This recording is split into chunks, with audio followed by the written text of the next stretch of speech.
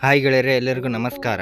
IPL 2025 RCB retention. RCB ಉಳಿಸಿಕೊಳ್ಳುವ ಆಟಗಾರರು ಇವರೇ ಎಂದು ಆಕಾಶ್ ಚೋಪ್ರಾ ಹೀಗೆ ಹೇಳಿದ್ದಾರೆ. ಆಕಾಶ್ ಚೋಪ್ರಾ ಅವರು ಏನು ಹೇಳಿದ್ದಾರೆ ಎಂದು ಹೇಳುತ್ತೇನೆ. ನಮ್ಮ ವಿಡಿಯೋ ಇಷ್ಟವಾದರೆ ಲೈಕ್ ಮಾಡಿ ಮತ್ತು ಸಬ್ಸ್ಕ್ರೈಬ್ ಮಾಡಿ. IPL 2025 IPL ಮೆಗಾ ಹರಾಜಿಗೂ ಮುನ್ನ ಪ್ರತಿ ಫ್ರಾಂಚೈಸಿ 6 ಆಟಗಾರರನ್ನು ರಿಟೈನ್ ಮಾಡಿಕೊಳ್ಳಬಹುದು. ಹೀಗೆ ರಿಟೈನ್ ಮಾಡಿಕೊಳ್ಳಲಾಗುವ ಆಟಗಾರರಿಗೆ ನಿರ್ದಿಷ್ಟ ಮೊತ್ತವನ್ನು ಪಾವತಿಸಬೇಕಾಗುತ್ತದೆ. ಅದರಂತೆ 6 ಆಟಗಾರರನ್ನು ಉಳಿಸಿಕೊಳ್ಳಲು ಮುಂದಾದರೆ ಬರೋಬ್ಬರಿ 79 ಕೋಟಿ ರು ಅನ್ನು ಕೊಡಬೇಕಿದೆ.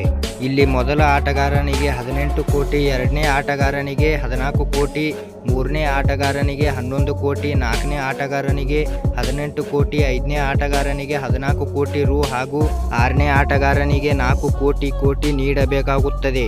ಹೀಗಾಗಿಯೇ ಈ ಬಾರಿ ಯಾವ ತಂಡ ಯಾರನ್ನು ಉಳಿಸಿಕೊಳ್ಳಲಿದೆ ಎಂಬ ಕುತೂಹಲ ಮೂಡಿದೆ. ಈ ಕುತೂಹಲದ ನಡುವೆ ರಾಯಲ್ ಚಾಲೆಂಜರ್ಸ್ ಬೆಂಗಳೂರು ಫ್ರಾಂಚೈಸಿ ಉಳಿಸಿಕೊಳ್ಳಲಿರುವ 6 ಆಟಗಾರರನ್ನು ಹೆಸರಿಸಿದ್ದಾರೆ. ಭಾರತ ತಂಡದ ಮಾಜಿ ಆಟಗಾರ ಆಕಾಶ್ ಚೋಪ್ರಾ, ಟೀಮ್ ಇಂಡಿಯಾದ ಮಾಜಿ ಆಟಗಾರನ ಪ್ರಕಾರ RCB 4+2 ಸೂತ್ರದೊಂದಿಗೆ ಒಟ್ಟು 6 ಆಟಗಾರರನ್ನು ರಿಟರ್ನ್ ಮಾಡಿಕೊಳ್ಳಲಿದೆ. ಅದರಂತೆ RCB ತಂಡದ ಮೊದಲ ರಿಟರ್ನ್ ವಿರಾಟ್ ಕೊಹ್ಲಿ ಆಗಲಿದ್ದಾರೆ. ಕೊಹ್ಲಿಯನ್ನು ಫಸ್ಟ್ ರಿಟೆನ್ಷನ್ ಆಯ್ಕೆಯಲ್ಲಿ RCB ತಂಡದಲ್ಲೇ ಉಳಿಸಿಕೊಳ್ಳುವುದು ಖಚಿತ ಎಂದಿದ್ದಾರೆ ಆಕಾಶ್ ಚೋಪ್ರಾ.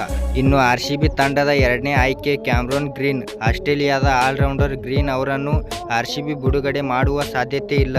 ಹೀಗಾಗಿ ಅವರನ್ನು ಎರಡನೇ ರಿಟೆನ್ಷನ್ ಆಯ್ಕೆಯಲ್ಲಿ ತಂಡದಲ್ಲೇ ಉಳಿಸಿಕೊಳ್ಳಲಾಗಿದ್ದಾರೆ ಎಂದು ಹೇಳಿದ್ದಾರೆ.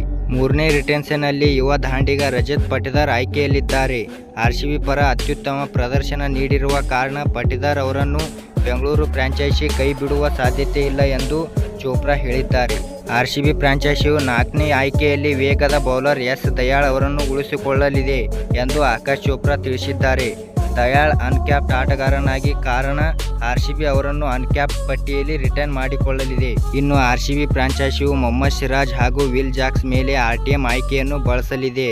ಇವರಿಬ್ಬರ RTM ಆಯ್ಕೆಯಲ್ಲಿಡಲಿ ಹರಾಜಿಗೆ ಬಿಟ್ಟು ಆ ಬಳಿಕ ಮತ್ತೆ ಖರೀದಿಸುವ ಸಾಧ್ಯತೆ ಇದೆ. ಈ ಮೂಲಕ 4+2 ಸೂತ್ರದ ಅಡಿಯಲ್ಲಿ RCB ಈ 6 ಆಟಗಾರರನ್ನು ಉಳಿಸಿಕೊಳ್ಳುವ ಸಾಧ್ಯತೆ ಇದೆ ಎಂದು ಆಕಾಶ್ ಚೋಪ್ರಾ ತಿಳಿಸಿದ್ದಾರೆ. ಹೀಗೆ ಇದರ ಬಗ್ಗೆ ಹೇಳಿದ್ದಕ್ಕೆ ನಮ್ಮ ವಿಡಿಯೋ ಇಷ್ಟವಾದರೆ ಲೈಕ್ ಮಾಡಿ ಮತ್ತು ಸಬ್ಸ್ಕ್ರೈಬ್ ಮಾಡಿ ಮತ್ತು ಹೇಗೆ ಆಗಿದೆ ಎಂದು ಕಮೆಂಟ್ ಮಾಡಿ ಮತ್ತು ಶೇರ್ ಮಾಡಿ. ಎಲ್ಲರಿಗೂ ನಮಸ್ಕಾರ.